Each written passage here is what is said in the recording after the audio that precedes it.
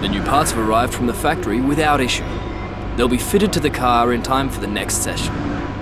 Hey guys, and welcome back to another episode of my F1 2018 career mode. Today we are here for round number 5 for the Spanish Grand Prix, and if you guys did miss the last race at Baku, then do check that one out before watching the remainder of this episode. But before spoilers are announced, this is your last chance, so go check out Baku because it was a very crazy race and a lots of ups and downs. But we've arrived here at Spain, and as you can see, we had a triple upgrade on the car, 2 on the aero, 1 on the chassis, and that is going to be a massive performance boost. Such a big boost, in fact, we're going to become the fastest team on the grid as we overtake Ferrari. And in the last 2 races, look at the upgrades we've got on the car. We've gone from 3rd to 1st, and we've really skyrocketed towards the top, and we are now a top car on the grid. And I'm looking forward to getting straight down to business this weekend and trying out this new and improved package and to see if we have the pace around this circuit here for the Spanish Grand Prix. It's a track that I love. I really enjoy it, especially on this game. In past games I've not enjoyed it that much, but in this year's game it's really good fun to drive, especially with these cars, and it's just generally so rewarding if you hook it all up. And as you can see in Friday practice, we had a great session and we managed to get all the programs, and all in all very happy. The car was working brilliantly. I had a great setup on and just generally had a lot of confidence about attacking the racetrack and having a good race weekend. And it gave me just, when you got a good car, it does give you that confidence to really attack the racetrack, especially a track like this where there's so many corners to gain so much time or potentially lose so much time if you get it wrong. And knowing that you've got the car underneath you and you've got that confidence to really find those extra tenths of a second through every major corner, it really gives you that confidence going to qualifying, knowing that you got a package to try and pull something out of the bag. Now, having said that, qualifying this season has not been great. We've struggled big time. Qualifying is basically our issue. The AI are glitched in qualifying, at least for me. So it's very hard to get out of Q1 because whenever you simulate time, you go to track or return to garage, any of those things that incur a skipping of time in the game, the AI set a glitched, ridiculous lap time, and it's impossible for me to beat it. However, having said that, I read all your comments and I took all the feedback on board. That's why there's been a bit of a break, because I've been trying to troubleshoot the issue. And from now on, what I've actually done is, from this race onwards, I'm actually driving out onto track and I'm driving back to the pit lane manually in qualifying to try and limit the amount of damage that AI can do when it comes to glitched lap times. Of course, it still can happen, especially when the session ends, when the flag drops and you skip to the final race results or the qualifying results. It can still happen, but we are basically limiting how badly it can really happen. And as you can see, we're currently in Q1 here, and we went out on a set of super soft compound tyres, and it was a pretty decent banker. However, to try and see if I could get 2 runs in this session, I went out at the start and I went back out towards the end of the session. I actually went out on the exact same set of tyres that I used in my first run because I knew I left time on the table and I could improve. And at the time I was P4, I dropped all the way down to P14 by the time I went on my second run. And this was because I actually simulated time a little bit in the garage and it backfired on me, so I had to go back out to try and improve. And as you can see, we are actually doing a pretty good job here of finding some extra lap time, and now going through the final corner. The flag has dropped a long time ago now as we open up the DRS up to the line, and it is going to be enough for a Q2 appearance, a rare Q2 appearance in this season, as we just get through in P14. I don't know if you noticed, but we momentarily went up P10 and then the time re-glitched again, the timing glitched, and I went straight back down to P14. So I was very lucky and we managed to get ourselves into Q2. Now, speaking of which, we went out on the slower soft compound tyres in our first run because obviously we've only got limited tyres in qualifying, so this was going to be a bit of a banker lap, and we do go P8, slowest of everyone pretty much, with Hartley behind us. Still a decent lap though, good enough to the point where we was actually inside the top 10 for quite a while. However, then eventually we started to drop down the order a little bit as expected, and we had to go back out on the super soft compound tyres, really on the limit through turn 9 there on the ragged edge. But I found a hell of a lot of time on this lap with the purple sector 1, a purple sector 2, a little bit of a lock up there into the hairpin as we now go through the final chicane here. We are over a second up on our previous best. Now going through the final corner, up through the gears, open up the DRS and up to the line. Where is the lap going to put us? And we go fastest in Q2 with 3 minutes to go on the clock. And there we go. Now the session is finished and there's 3 minutes for people to complete their lap times. The question is, will we lose any places and will the glitch occur? And it looks like it's not going to happen, and only Vettel beats us to the flag. So we're into Q3, a very rare Q3 appearance. I think my first one, I can't remember if I got one in China or not, but it's a very rare Q3 appearance. And in Q3 we went straight out. Our first lap was a 1:14.9, a very incredible lap time there. And we're now going to go on to our second lap in Q3. This was my best lap of the session, so let's run on board now.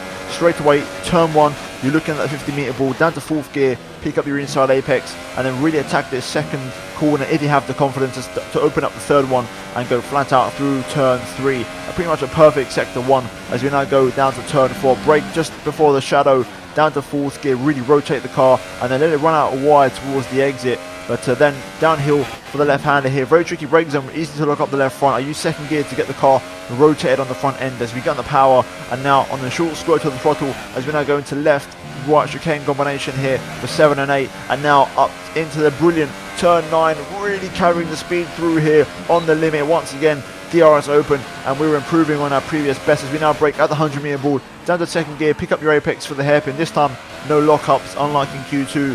Over the little bump there, very easy to lose the back end of the car. And now we go through the swooping right as we now feed into the final 4 corners here. First of all, this little right-hander which opens up the chicane. Very easy to get this one wrong. Important to attack the second apex more than the first, and then get on the power very early, open up the DRS, and it is going to be an improvement, and it's another 1:14, a sub 1 minute 15 lap there. Incredible stuff. And if you go back and watch the lap that Vettel done in Q1, he actually done a 14.4, which again that at the time was a glitch lap time, because a 14.9 or 14.8 is pretty much the maximum you can do, and those lap times you can see on screen are accurate. So yeah, really good session, and we get our first pole position of the season, and I was absolutely ecstatic. But now we've got to convert it into a race win. Let's go. Good afternoon from a very familiar setting. It's race day here in Spain, and with everything still to play for in the championship battle, there's no room for mistakes in a Grand Prix that's well known for creating them.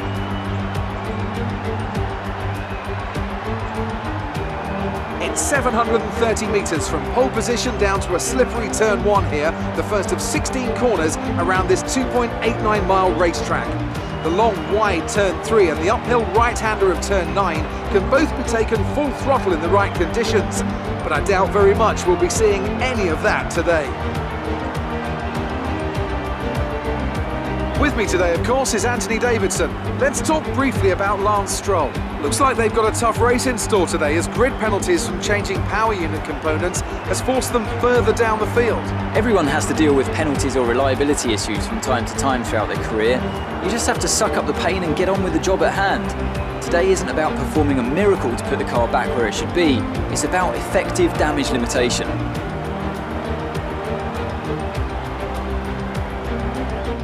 So before the off, let's remind ourselves of yesterday's qualifying session with a look at the starting grid. Martinez lines up on pole position, and Kimi Räikkönen completes the front row. Looking down the rest of the grid, we have Bottas, Vettel, Daniel Ricciardo and Alonso, Gasly, Van Dorn, Grosjean and Charles Leclerc, Perez, Ocon, Carlos Sainz and Magnussen, Hartley, Ericsson, Max Verstappen and Nico Hülkenberg, Sirotkin and Lance Stroll rounds off the grid. And now it's time to head down to the track. Here we go then, it's race day at Spain. I'm looking forward to this one, guys. P1 on the grid, a phenomenal qualifying session, and it's great to be back on top once again. A very, very, very rare pole position. I genuinely can't remember the last pole I had, and I could probably count on one hand how many I've had in 4 seasons of career mode. So I'm very happy with the performance. The car feels phenomenal, and hopefully in these conditions we can try and perform the best of them and really be the number 1 guy around this circuit and try and bring home a second race win of the season after we picked up our first one in China. Now, of course, it's not straightforward. We do have rain here for the first time this weekend, so it's going to be a bit of an interesting one to get used to the conditions. However, that does mean for the race strategy, you can see on screen we're going to go for the for the, I say the one stopper, but what I mean by that is just a simple strategy, inters all the way through. No real complexity here. It's going to be one of them ones where maybe I could try and make a one stop, maybe, depending on how my tyre wear is. Although based off of practice, I seem to have quite heavy tyre wear, so the two stoppers looking like the more likely option early on here. Weather-wise, the rain's going to stay consistently at this level for the entire Grand Prix, hopefully, and fuel-wise, we can actually go a lap under, so we're going to be very light on fuel at the start of the Grand Prix, as we tend to save a lot in terms of the way we use the gears on the car and also lift and coast. So that just being said, let's just jump into it here at Spain and let's see how things go. It's round 5 of the season, we start on pole, and it is time for the Spanish Grand Prix. Let's go. Right then, here we go. Let's get ready for the 5 red lights here at Spain. Lights out, and away we go. A great launch, actually, really good start. I went super quiet there, but it's a brilliant start in the intermediate conditions. The AI, as expected, get their usual OP start, but we're now down to P4 here, but it's still a great start nonetheless. Raikkonen there on the inside, yellow flag behind. We've got Vettel behind us in the other Ferrari. Bottas has taken the lead, but P3 is not too bad. It's actually on paper not as bad of a start as you would think, you know, considering the initial launch. Vettel tried to get up the inside there, no way through. That yellow flag still behind us there, and I think it's the Sauber that's pulled over or going slowly. Must have been some contact there. I see a couple of slow moving cars, but right now we're 3rd place on lap 1. Now it's all about getting used to the conditions.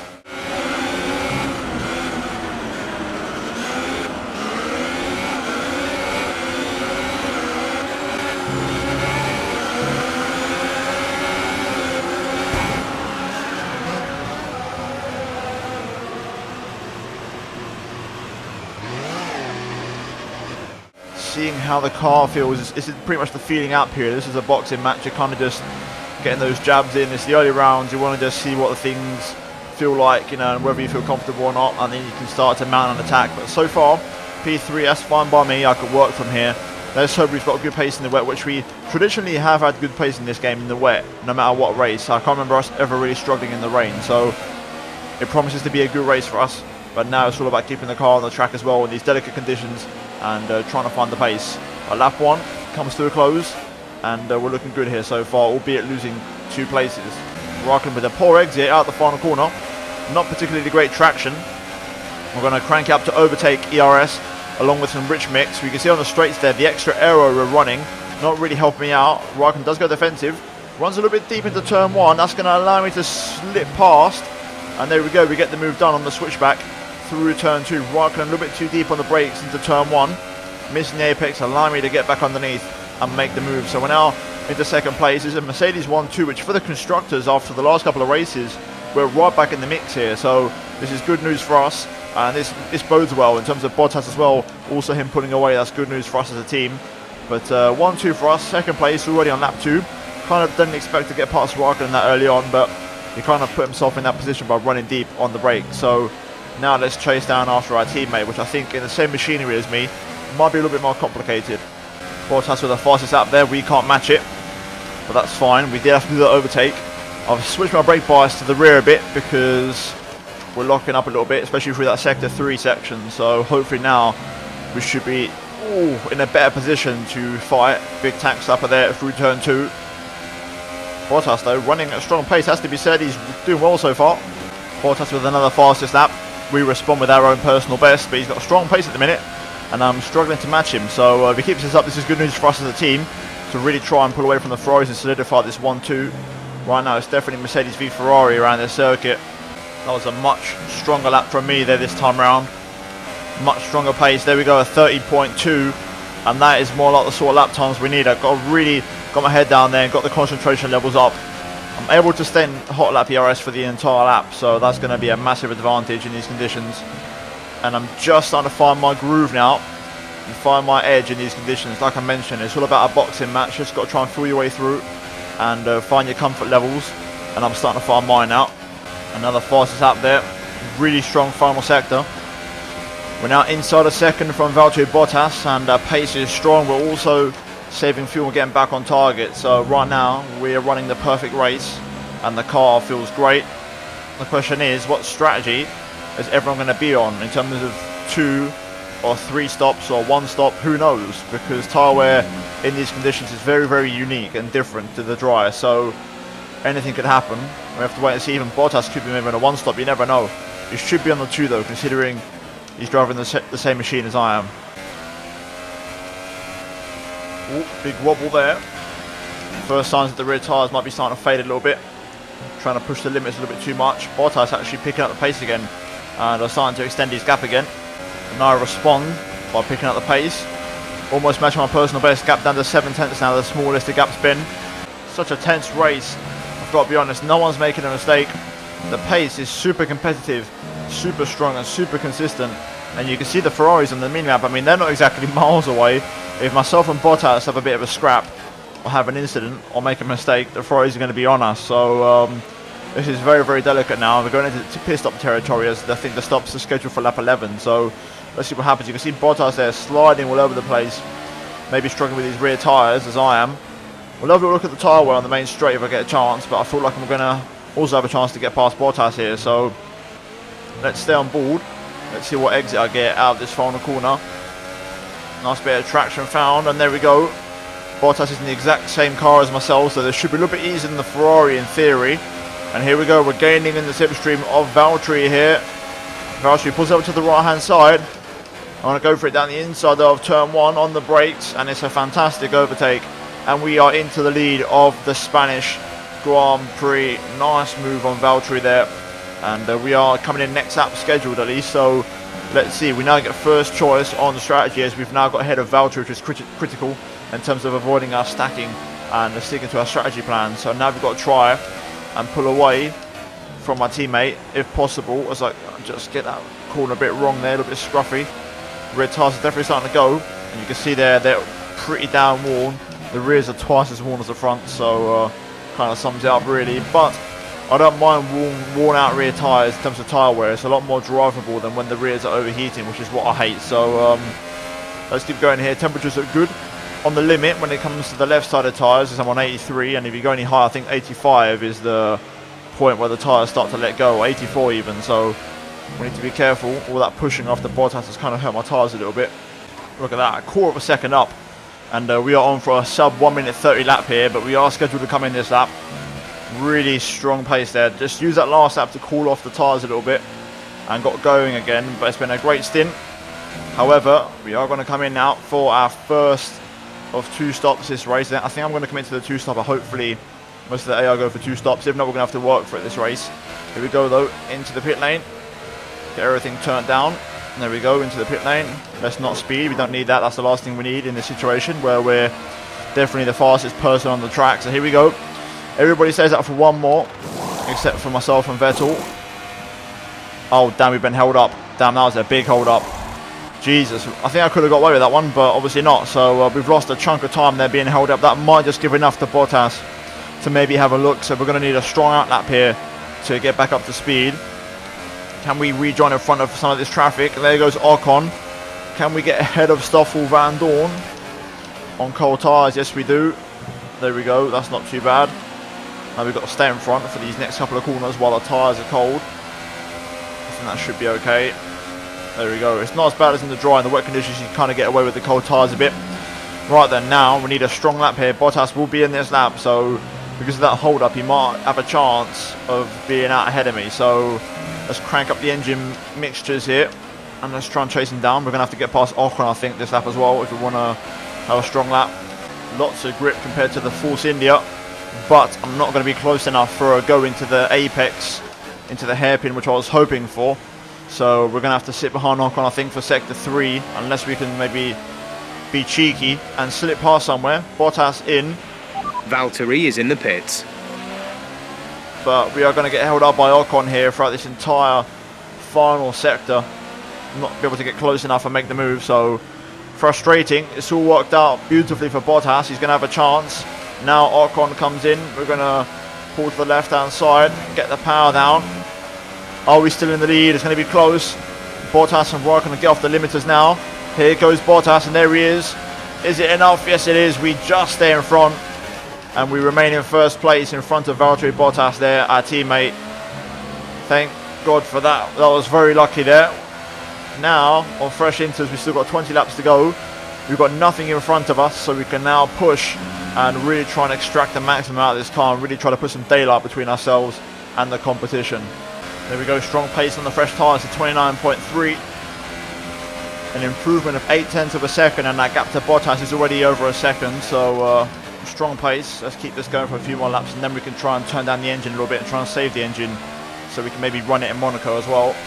Another fastest lap at 29.0, and with that, I reckon with a gap of over 3 seconds, we can now turn down the engine here and now pretty much manage things and take it easy. If anyone gets close or anyone picks up the pace, we can also pick up the pace ourselves. Yeah, again, on another fastest lap here, even in standard engine modes, which is pretty ridiculous, but it goes to show the pace I've got. Even though I'm not pulling away massive amounts on the 3 cars behind, I've got just enough pace to be able to edge away. But here we are, lap 22 now, 2/3 race distance, and we are coming in for our final stop of the race for a fresh set of the intermediate tyres. Even though these do feel fine, we're just going to get some fresh boots on and basically go even faster still and try and dip into the 1 minute 28. So let's get it all slowed down there. This time it looks like we're not going to get held up. I've got a bit more of a gap to Vettel this time, so should be fine. There we go, 2.6, not a great stop, didn't really pull away particularly fast, but you know what, got the job done, and that was the difference in that stint. The little bit more pace I found, a little bit quicker, was enough to just keep us ahead of Sebastian Vettel, so not too shabby. We're going to rejoin a nice bit of clean air, straight into P3, so we're definitely going to get a podium no matter what happens this race, if something was to go critically wrong. Now it's about just reclaiming that first place once Bottas and Kimi pit in this lap, and also getting these tyres up to temperature, in the window, in the sweet spot, and once again do the job for 11 more laps. So let's get head down and let's win this race. Valtteri is in for his stop. Valtteri in along with Kimi, I'd guess. So here we go. I think I should be comfortably ahead of these guys this time around. I've not had to push as much. I've not been held up in the pit stops. This should be a lot more comfortable. However, this time I've not used the higher engine modes, but I shouldn't have to need them, as we should have enough of a gap. There they are, leaving the pit lane now, going towards the exit, but we are well ahead, and we're going to retake first place in the Spanish Grand Prix here.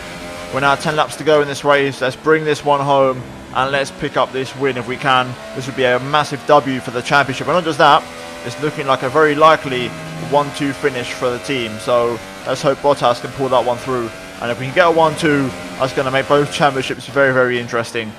Right, I'm going to go for one strong lap here to push hard.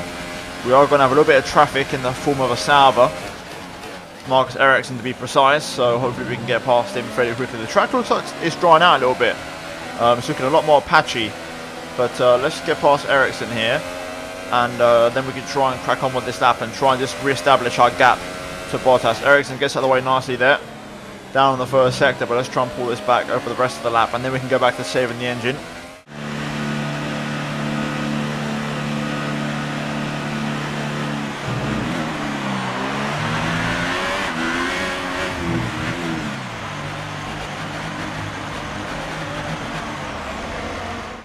Oh, Stoffel Vandoorne now.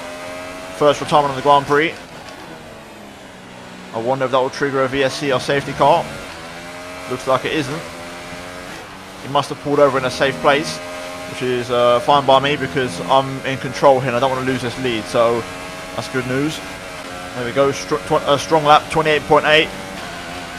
Fast lap of the Grand Prix. I want to try and go for one more, and then we're going to call it a day in terms of performance. Another fastest lap there, 28.3, and that is going to be all she wrote for me here today. Down to Limix and down to low on the ERS deployment. We did that for quite a while in the intermediate stint, in the middle stint, and now we're going to do it to the end of the Grand Prix pretty much and try and save this engine. Right, a little bit more traffic here in the form of Sergei Sirotkin. Hopefully he'll get out of the way. Never mind, he's just walking away from me on the straight. Obviously I'm running the very low engine mode, so he's allowing himself to pull away, but he needs to pull over soon as Carlos Sainz retires in the Renault, and also there's a Red Bull here on the side of the road. Is that Ricciardo? Yes, it is Ricciardo out as well. A double retirement there, but we're still trying to get past Sirotkin here as we're now down to 18 runners in this Grand Prix.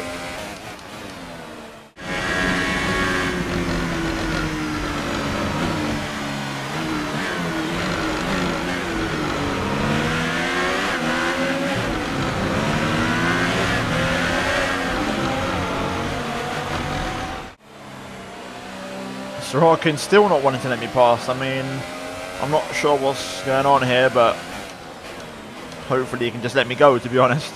Oh, so there we go. Sorokin finally pulls over after all that time insisting. And we're now one lap away from winning the Spanish Grand Prix.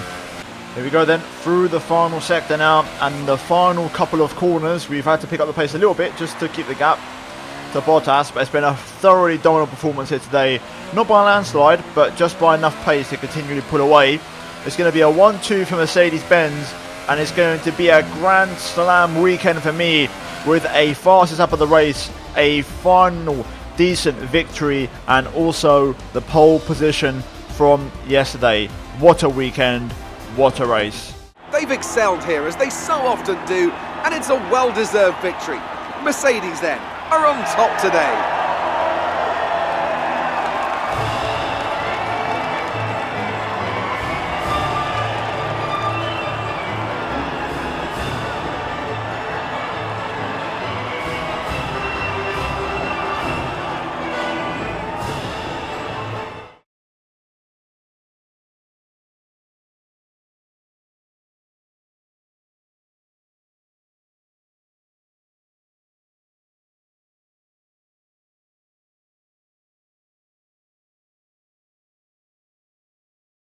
You took the top points today. Was it a comfortable win?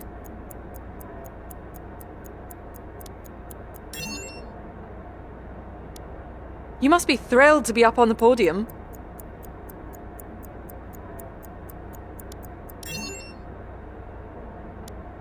You've taken the lead in the championship. Are you going to be able to keep up that momentum?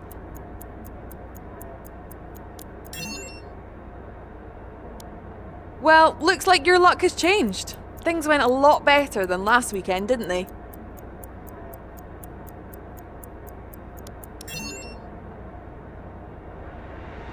Appreciate your time. Right, so here we are then on the laptop. Now, what I'm going to do is I'm going to wait and not spend any points because I want to get this ICE upgrade. Basically, my plan in terms of going forward is hoping that once we draft in the second power unit after Monaco, that new power unit has 2 ICE upgrades on the car and potentially an MGU-H. Once we get those on the car, then fingers crossed we should have decent reliability to be able to get to the end of the season on the current amount of power units that we have. Until then though, upgrade wise, in terms of the chassis, we are the best team, so no need to really rush into anything here. Upgrades are still very cheap as well. In terms of the aero as well, we've got a couple of cheap ones here, and we are the best team in the aero, so that's the most important thing. We're the fastest in aero, the fastest in the chassis. It's just the engine which we're actually down on quite a bit, and that's going to be our focus. So literally once we finish our durability upgrades, we're going to then put focus on the engine and try and get it up to par by Monza and Spa, hopefully. So that's the plan of action pretty much, and hopefully it goes well. But until then guys, we're going to just basically jump onto the next race into Monaco, which I'm very much looking forward to. And if you guys are enjoying this career mode, if you enjoyed this particular episode, then drop a like on the video. Also do get subscribed for daily Formula 1 content, and also turn notifications to not miss a single video from me. And also finally, check out these 2 videos on your screen if you have missed them. But other than that guys, thank you so much for watching this episode of career mode, and if you have enjoyed it, then I'd appreciate a like I mentioned before. But yeah guys, do tune in next time for Monaco. But until then, it's goodbye from me.